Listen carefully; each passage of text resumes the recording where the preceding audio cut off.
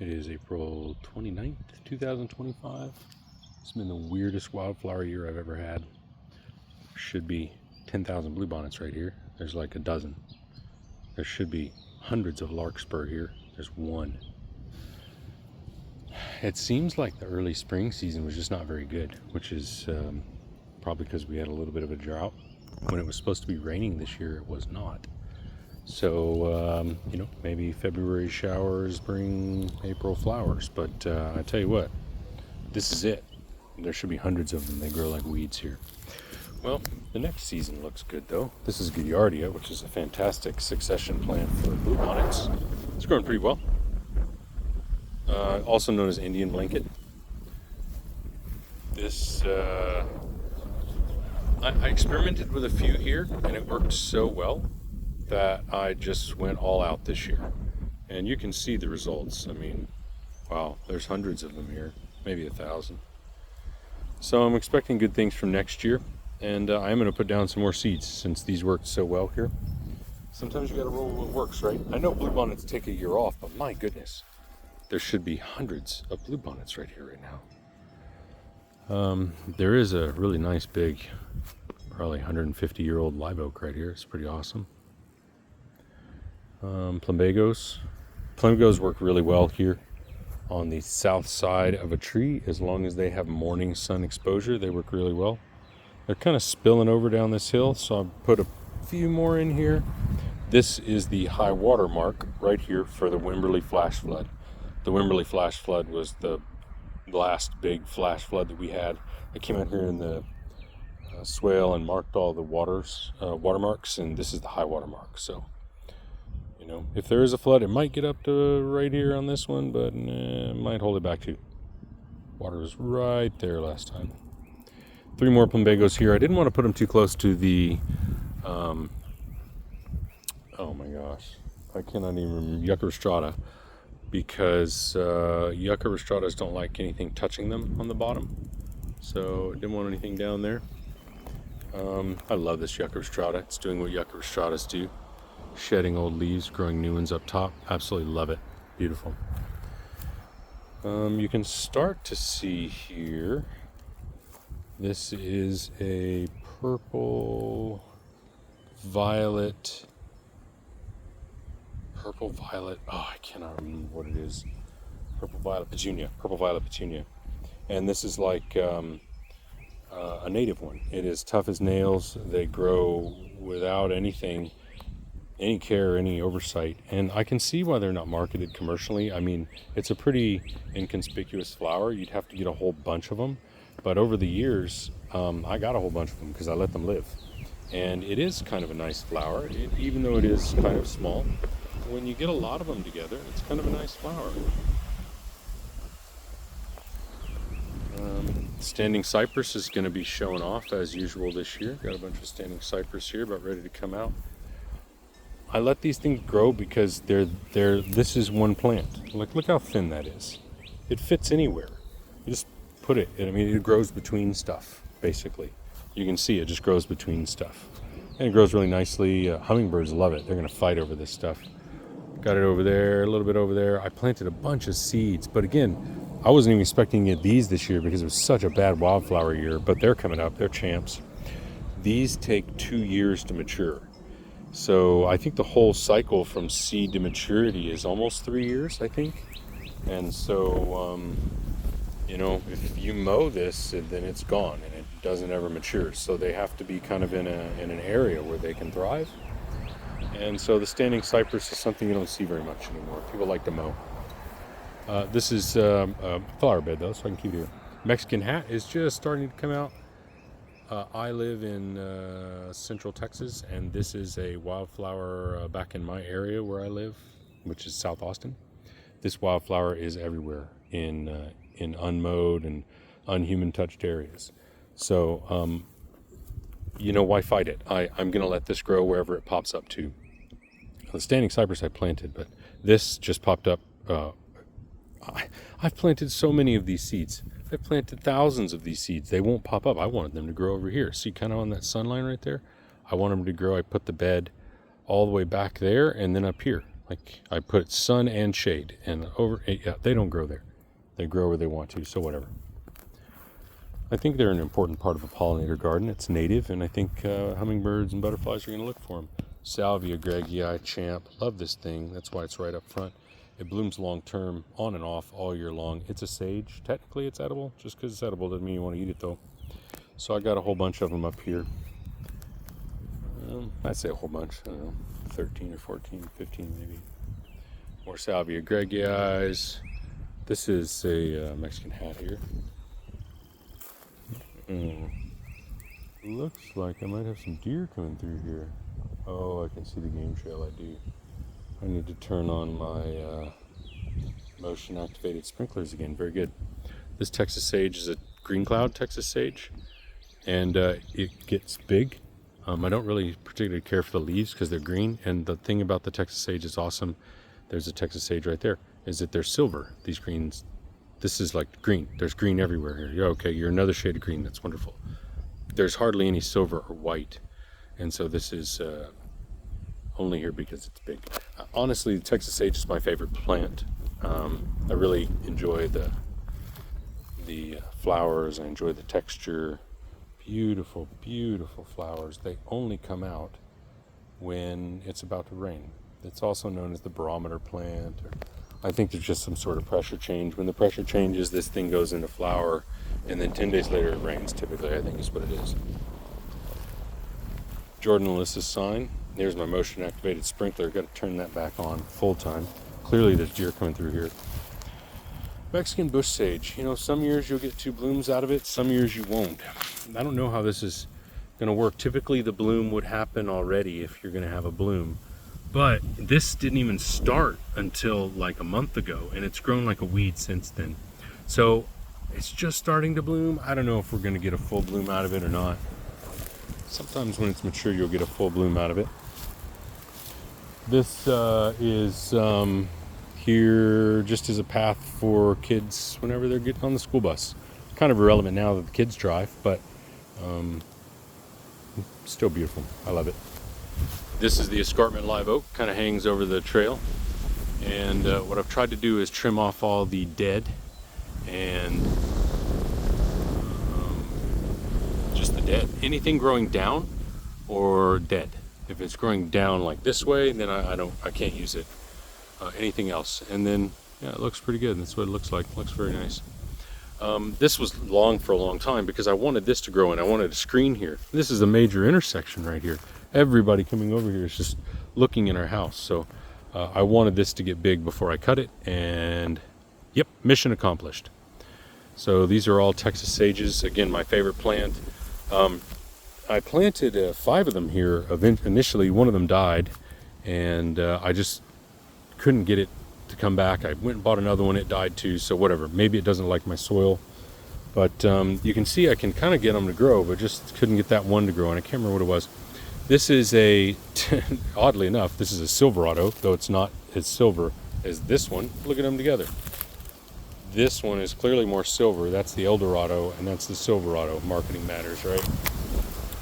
So I like the Eldorado, the silverness of that one. So I have a whole bunch of these. I initially only got one plant, and now I have it all over the yard because I take cuttings of it periodically. This is a desert willow here.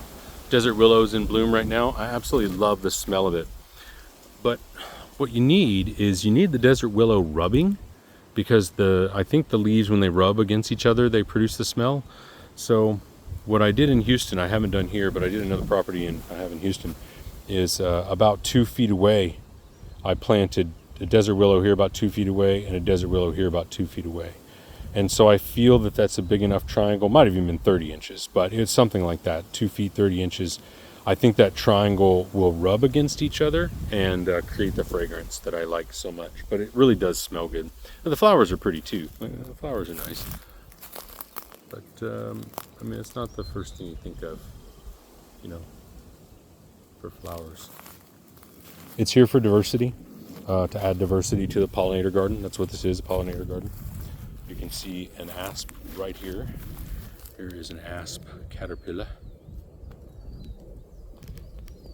And the asp is also known as a stinging caterpillar. These are Esperanzas. These are my own, shouldn't say my own, but I've had a lot of Esperanzas here, and they've all died, either from frost or from drought or something. These Esperanzas have made it. And so there's one up there that's made it through everything.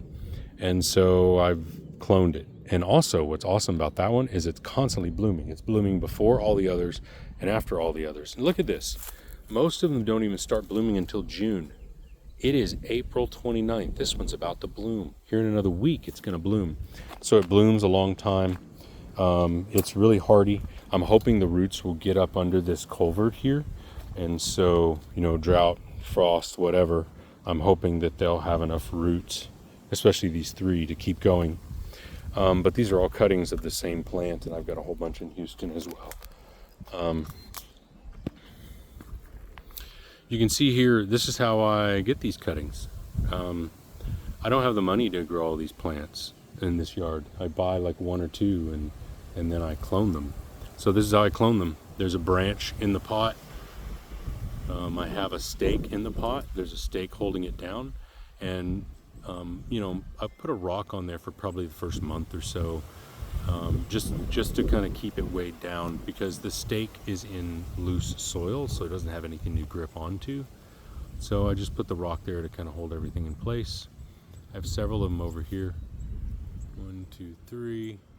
And then I've got, I think, 6 more up at the mother plant up there, the one that I clone everything from. These would be technically a clone of a clone, so I don't know how they'll do. Clone of a clone, you know, never know. It's like a copy of a copy. It's never the same. You know, I try and take them from the mother plant. Anyway, so these are 5 Esperanzas that are growing really well. I think I'm just going to seed this area to the Pride of Barbados. The Pride of Barbados kills it out here. I mean, it just absolutely loves it. Nothing else really likes to grow here. I've had so many other plants here. I won't even go through the list. So I just have wildflowers. Again, these are, remember I said there's a dozen bluebonnets that grew. Here's the ones that grew right here. Out here. They didn't even grow where they were supposed to. These are the volunteers. All of the seeds that were put down didn't grow this year. So I'm expecting good things next year. I know seeds keep. But regardless, the only thing that grows here is wildflowers and Pride of Barbados.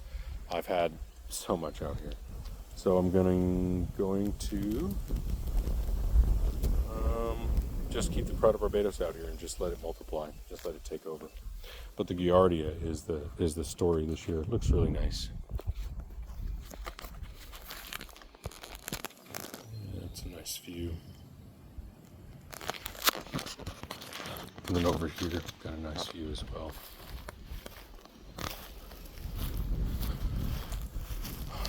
These are garlic chives. I grew these from seed. And I planted them anywhere that the deer slept. And they work so well. Deer hate them. I would grow them and fill a 4-inch pot, or maybe, I don't know, a gallon pot, I don't remember. They grow really fast. And then I'd plant them. And in this case, I planted 3 small ones. They've all grown together into one mass. And the deer hate it. Another one over here, right over there. The deer moved. When I planted them here, they started sleeping over here. So I planted another one over there. Sure enough, they moved. They hate the garlic chives. They don't try and rip it out of the ground or anything. It's grown pretty well too. Okay. This bed is another bed that I wasn't sure what to put here, and then the natives started popping up. This is the purple petunia, the violet purple petunia that just grows crazy. Mexican hat again. This is just a really silly, failed planting here. For whatever reason, the Mexican mint marigold does not like full sun. You can't make it. I mean, I've planted 20 of them here, and they just will. They're very particular.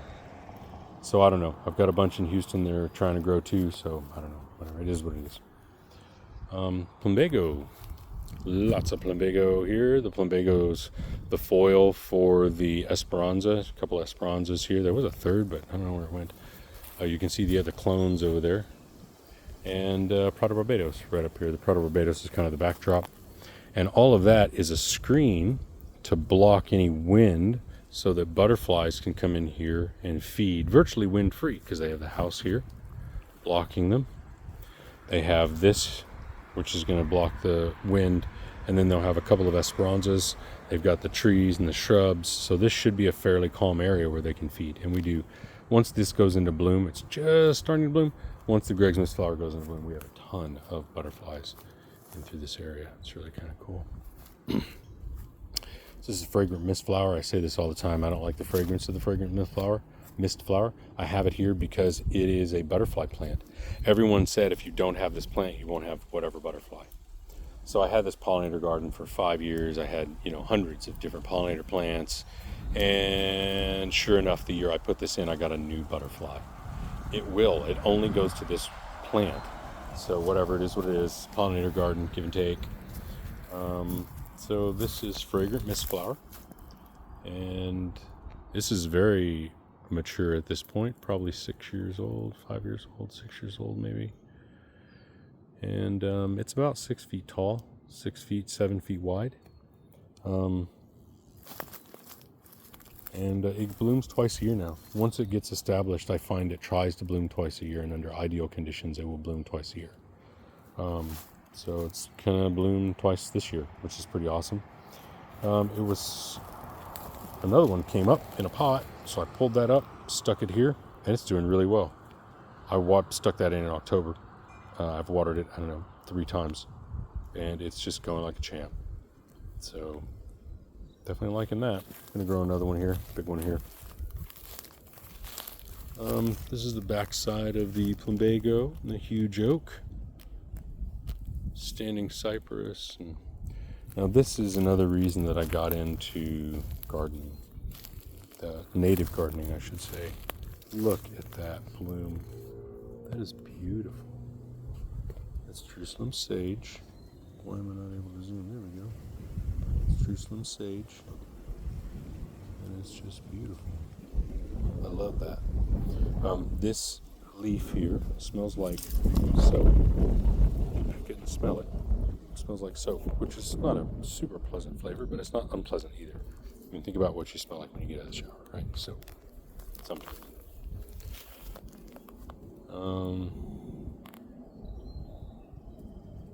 Beautiful. This is 2 plants, by the way, that have just taken over. 2 plants grew, and then I buried a couple of branches on each side, and this is, holy crap, it has really taken over. It's awesome. It's an evergreen, so it adds a little structure to the garden. The flame acanthus right behind it is the hummingbird favorite. Speak of the devil, look what comes in right on cue, right? Oh, yeah, the hummingbirds, they absolutely love the flame acanthus. They fight over it, so not surprised they're here. Black and blue sage. I planted a whole bunch of them here, and it is migrated wherever the hell it wants to, and it keeps migrating out of the sun. I think it gets too much sun here, so I think it might have found a spot that it likes right here, actually. And so if that's true, I'm going to let it grow, because it doesn't seem to like it anywhere. It's a sage. It's established. This is a majestic sage that is a cultivar. You can't grow from seed because it's a cultivar. It has to be from a cutting. I planted 5 of them. I've probably got, 30 of them in here now. And they're growing. You can see the shade. That's where they're growing. They're growing in the shade right here. They don't like the midday sun. So anyway, I'm going to let them migrate wherever they want to in here. I like them. I like the bloom. It's not really standing up right now, but it is a very cool neon black and blue. And I just want them to get where they want. I planted them all over here, and then they migrated over here. It's whatever. This is a Sabal minor, a spineless palm, and a dwarf palmetto. And this is planted in an area very strategically next to this tree. There's just so that there's no digging right here. And I love this plant, absolutely love it. I tried to plant 2 others just like it right there. They didn't like it here, so I don't know. This plant though is killing it right here. I mean, it's doing so well. I bought a big one. This I probably paid, I don't pay money for plants unless they're really slow growing. For this one, I think I paid $150. Here, mountain laurel. This was a seed from a friend of mine who committed suicide. Another mountain laurel over here. These are the heir apparent to the red tip photinias. So this is the replacement plant for the red tips. This is an American beautyberry. It does a great job of adding to the screen here and adding texture. It's obviously only a winter screen. It's a deciduous, but it does a pretty good job. This is another one that is a volunteer. Just happens to be in a good spot. It's another one that was a volunteer. I moved it a little bit. Pretty good spot though. This was a volunteer that popped up with that one. Same hole, so I moved it over here. So we have 4 of them over here now. These are American beautyberries, and they just have, they have virtually no flower. Let's see, it might be flowering right now. You wouldn't even notice unless you're looking for it. No, they're not flowering right now. I think they might have just finished, but they have amazing berries on them. These beautiful, they're purple, violet, purple berries. So it's a good texture, and it's not a bad screen to layer in, right? It's a layer. Another mountain laurel from my friend Crystal. These are growing great now. Finally, it's about time. This plant, I got this plant over COVID. This plant is now 5 years old. That's a 5-year-old mountain laurel. That's a 5-year-old mountain laurel. My goodness, they grow so slow. I mean, it's, for perspective, it's 2 feet tall, maybe 30 inches, 2 feet. Yeah. It's a commitment to grow mountain laurel, that's for sure. Red tip photinias are a dominant screen. They look nice. They're spaced well.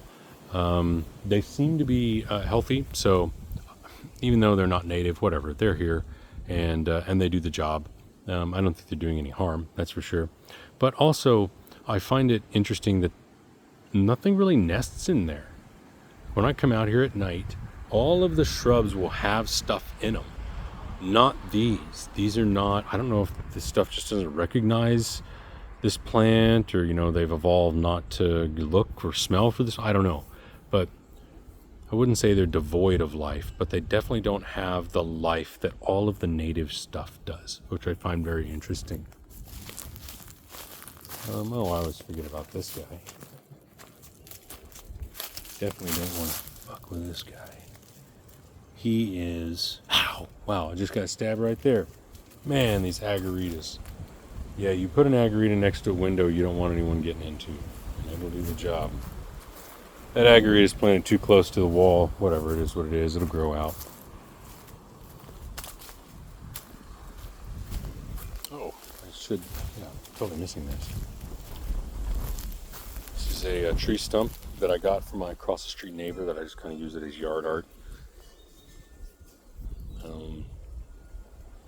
This is a Yopon holly. This is the most frustrating Yopon holly I've ever had in my life. It grew super slow, and then when it got to a certain height, it fell over. And so now it had to grow again, so it had to grow twice.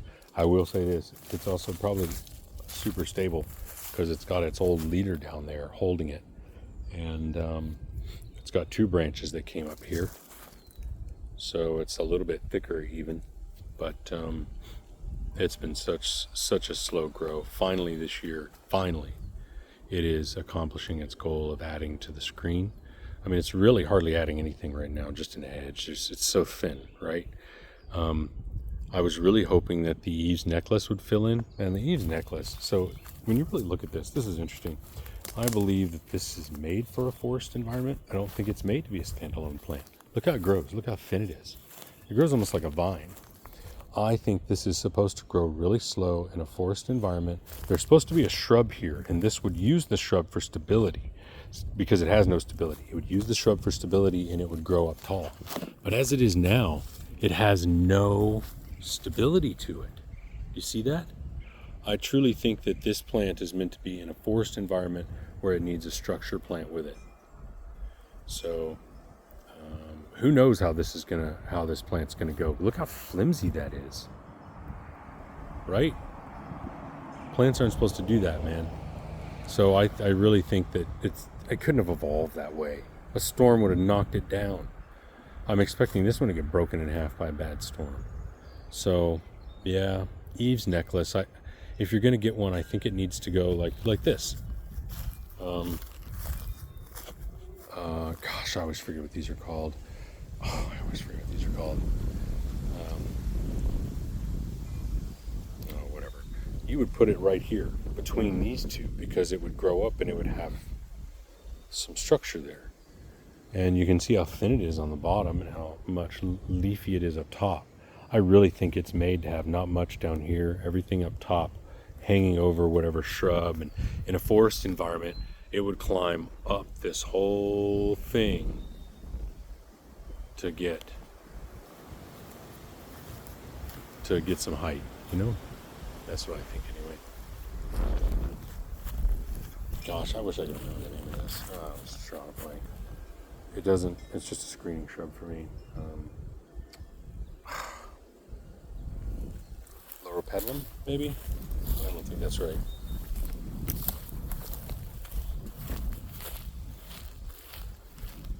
A couple of ferns up here. Fern here, kind of adding a nice little touch to the entrance. Say Japanese boxwood, grows super slow, great spot here, need to trim it.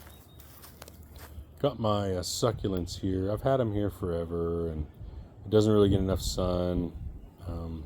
They're eventually going to Houston anyway, so I don't care. This is bamboo muley. The bamboo muley was a real risk to put here because of how wavy it is, but it is a real showstopper as people are walking in because it's a just fuzzy texture that no one's expecting. So it's really cool. I love this plant here. This is a compact Yopon holly, and it grows, I don't know, I would say 4 inches a year, maybe 3 inches a year. It definitely grows slower than the mountain laurel, for sure. Yeah, when you hedge it, you only have to hedge it every so often. I think it would be really good for sidewalks and stuff. I just use it to hide my hose stuff. That's it. And you can see I let it grow here and I just cut it out there for my hose stuff. It just hides my hose stuff. It has inconspicuous flowers. I mean, it's just greenery. It's just really greenery. It doesn't add anything to the pollinator garden, but it was here when I moved in. Greg's mist flower just starting to come out. Couple flowers starting to come out there. There's one in the back. And yep, it's about to be on. This one doesn't get as much sun as the others, so blooms a little bit later. And here you can see all the starts I've got going next to the Esperanza here. I think I've got 6 of them over there wrapped around total. I was trying to keep them inconspicuous. I was trying to keep them on the other side as much as possible, but whatever. This is the mother plant, and as much as I don't like just pinning down all the branches, this is the plant to get them from. So I pinned down quite literally half the plant, and I will take it. This bed, you can still see where it moved from. Really easy to tell here. This is the old bed, really close to the driveway. And the verbenas, the sweet almond verbenas, were planted right here, too close to the driveway. You know, they're only supposed to get 6 feet wide, but in this high shade environment, they stretched and they got 8 feet wide. So, you know, a lot of measuring and figuring. I moved them back, and the furthest over they should be a foot from the driveway. So even if there's someone parked here, there should be room. Even if no one trims it, there should be room to walk right here. If someone trims it, you know, trim it back a foot or a couple feet, there'll be this whole strip right here to walk, this whole green strip now. This is a challenging design concept because of the drainage. This is a drainage area right here. All the water comes right here. This is where I planted my tree watering system. I've got another one over here for the escarpment live oak. That one. This is the live oak. So this is a 1-gallon pot filled with gravel, and the idea is that when it floods, water will come down here and it submerges this, which means water can get 8 inches underground really fast rather than having to soak in. and I've got 2 areas like that, I truly do believe that this has helped these oaks grow so much. If you go back and look at the previous videos of these oaks, they started off at like 12 inches around.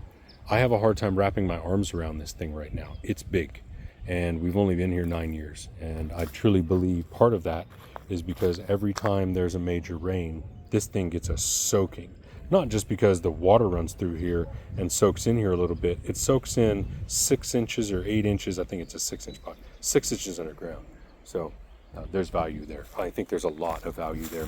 There's also another one over here, and true to form, it's submerged right now. See, it's submerged under stuff. So that's exactly how it should be. If it's submerged under stuff, that means the water carried this stuff in here, and the water's still soaking down there. Trust me, whenever I water it in the summer, I put it on drip. If I ever, like it's August, it hasn't rained for 3 months or whatever, I'll drip these, and it goes straight down. I can pull up the pot afterwards, and the whole bottom under the ground is wet. So I think this really contributes to their growth. This is a canyon sage, and I've got a couple of clones coming for the canyon sage. I need a couple more. I just didn't have the pots ready and got dark. The canyon sage is gonna go to Houston for some fill-ins. I absolutely love this plant. It is a hot lips sage. It's a Salvia microphylla, and it's red and blue. So really love this, and definitely want more. Mountain laurel, planted this as a small 5-gallon mountain laurel. It was, I don't know, 14 inches tall. I mean, this is 9 more years. So you saw that 5 years. The one I planted was probably 7 to 8 years old, and this is another 9 years. I mean, my goodness, this is a 15-year-old tree. They just grow so slow. It is just painful. But I kept the limbs long here until this got bigger, and as it gets bigger, I keep trimming the limbs. Now I've got the canopy raised where I want it, and I'm hoping the mountain laurel will grow back this way. There should be a little bit more light in here now. So yeah, the sweet almond verbenas, these are the guys I moved back. Guys, well, they could be girls. Oh, the garlic chives. Yeah, the garlic chives, I put these here because of the deer, and they moved. This one garlic chive plant I grew from seed, maybe two, and deer hate it. They don't eat it, they don't paw it, they just leave when it's here. Good to know. I'm not sure what melon this is yet. You know, I put compost around here. There are melons coming out everywhere. Melon, could be a cucumber. Melon. They're not going to get enough sun to grow or produce or whatever. I mean, it is 1 o'clock right now, and look at, well, probably 12:30. Look at the amount of sun that it's getting right here, right now. I mean, it's filtered light, right? I mean, look at that leaf. It's barely getting any light on it. Just filtered. So, especially on a cloudy day, it's good. But it's interesting that they're growing. This one might actually turn out to be something. It is going to get about 6 hours of afternoon sun. That one maybe. But the sweet almond verbena has a lot of energy. I think it'll come back. It looks to be coming back right now. It is going to take 2 years to return to the form it was before. I tried to leave on some main beams here so that it'll grow back a little bit quicker. So maybe it's 2 years as opposed to 3. I transplanted one of these one time, and I cut it back and then transplanted it, and it took a year to get this big. So I'm hoping that by leaving it this, that'll save a year's worth of growth. Same thing here, sweet almond verbena. They just smell so beautiful. And the challenge, again, because the drainage is, I have to make 2 beds here. So, yeah, it's going to be interesting. I'm trying to make it like a bean shape, like 2 bean shapes. I don't know if I'm succeeding or not.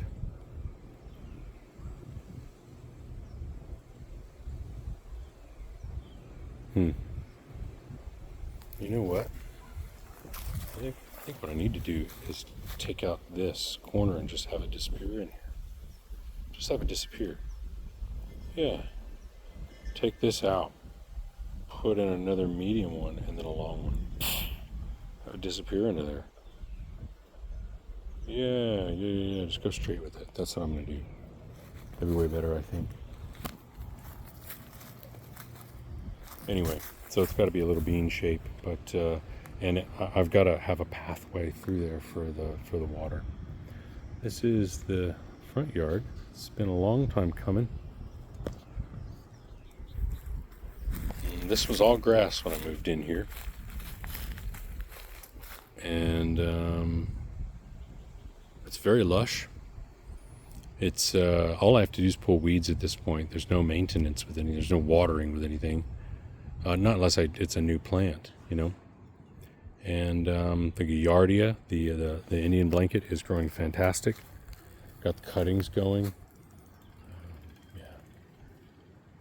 Very, very happy with how this turned out. This is exactly how I was hoping it would.